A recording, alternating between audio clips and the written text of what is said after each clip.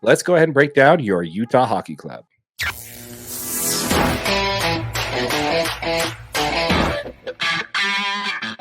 But anyway, so let's go ahead and talk a little bit about your Utah Hockey Club. So when it comes to that here, well, as we talked about, they were 2-1 in the preseason. Yeah. And now they've played 3 more preseason games.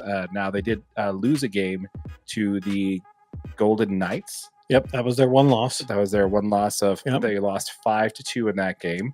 The Golden Knights won the battle with the shots on goal. They had 16 of their 20. They were 16 and 26. So Utah had 16 shots on goal. The Golden Knights had 26 shots on goal. For those of you who are new to sport, we'll kind of break these down as we go because we are new to this as well. If we missed something in the comments, let us know what we missed there. But as face-off percentage, the Golden Knights had them at 55.4% to the 44.6% for Utah.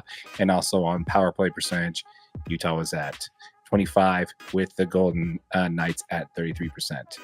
The Vegas Golden Knights also blocked almost double the shots when it comes to in net there, where Utah blocking 9 and the the Golden Knights blocking 17 shots on net. So, do you got anything on that game?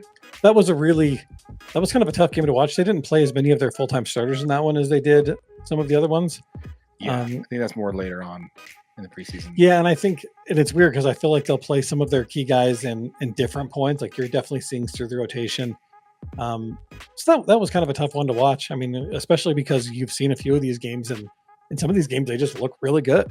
Mm-hmm. Yeah, I mean, the game against the Avalanche, they looked really good. I mean, they ended up winning that game 6-3, and it's like, where was this team last game? So, oh yeah, it's true. That's true. We have another comment here from Greg Hawkins. I actually love this. The Utah. I like the Utah Hockey Club. I have no idea what I'm watching yet, really.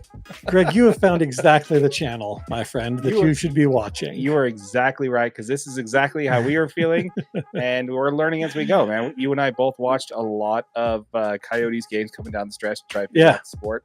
I watched a lot of PNX. PHNX Sports, yeah. PHNX Sports on YouTube to get a better idea of what the team is like and all that. So, yeah, we're definitely right there with you. Just learning the new sport and learning a new type of new team that we want to be following for sure. Yeah, so we're right there with you. So it's a good question, man. I mean, I felt like they did have a lot of less ice time as far as the players were expecting to see. But again, that's not what preseason about. Preseason is about, finding out who's going to make the roster, period. Find out who's going to make the roster, and then also who is going to be what we have with these young players, right? Yeah. How they're going to contribute and kind of getting a better idea of how the whole roster is going to shake out and how the new defense is going to play together. I think we definitely need to kind of give these these young kids a lot of time on the ice to really kind of understand it. But yeah, so coming back on that, you mentioned there against the Colorado Avalanche, Dylan Guenther had 2 goals, 1 assist. Clayton Keller added 1 goal, 2 assists as well. They were a bit disconnected in the first period, spending most of the time in their own zone. But Tej did make his preseason debut, recovering from a hip surgery. Right. So that was super awesome to see our first overall draft pick as a franchise out there on the ice. Yeah. One of the first things that jumped out to most people is about this kid who's only 18 is his strength. He seemed to be able to handle a lot of the physicality. He did have a reverse hit in the game. And he did play a lot of that physical play that you just don't expect to see out of a young kid with a lot of grown men on the ice. Yeah, he definitely looked like a man amongst boys. Like he wasn't scared of the moment. It wasn't too big for him. I mean, obviously hockey is a grown man sport. I mean, like you've got to have a grown man body to be playing hockey, period. You're not going in there like, some of these 19-year-old did I say that? No, sorry. Okay. PNWU just commented it. I did see that. Okay, go ahead and finish yourself. The comments. But I was just saying, like, it's not like you're seeing like NBA basketball players at 19 years old coming in, right, skin and bones, 185 pounds soaking wet. All these guys are big, physical dudes. Tej came in and he looked really good out there. He was playing physical. He played really fast.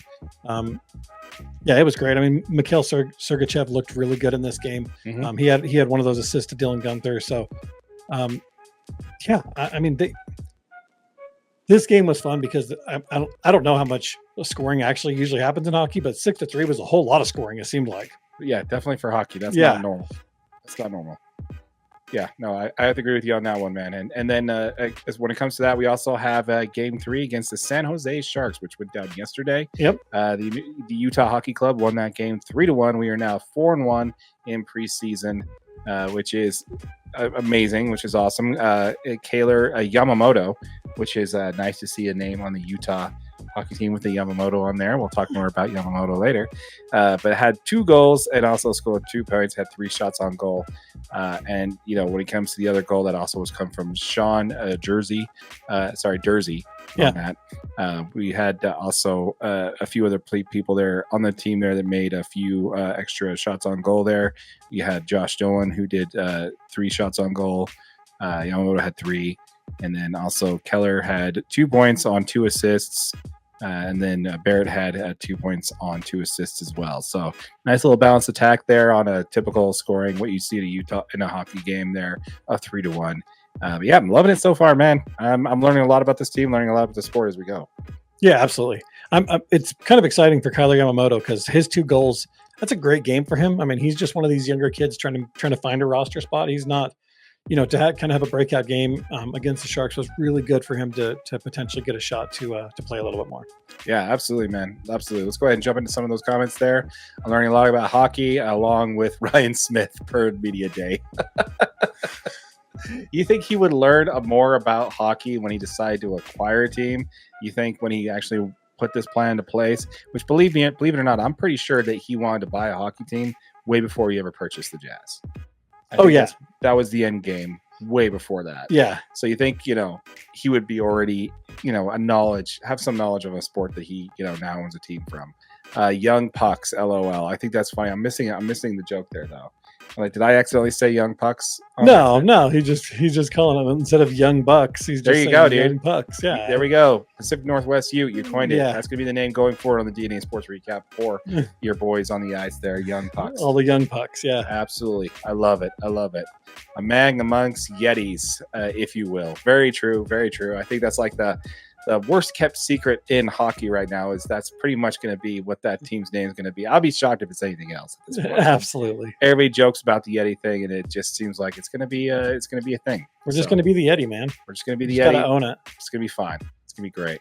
And then next to that, we have Greg Hawkins, Yamamoto, the Dodgers pitching legend. Talk about multi-talented. Yeah, man, those players from Japan, man. You got Ohtani, who can pitch. They can do it all. He's a 6-tool player, and Yamamoto, he's he throws, gas on the hill. He likes to practice with javelins.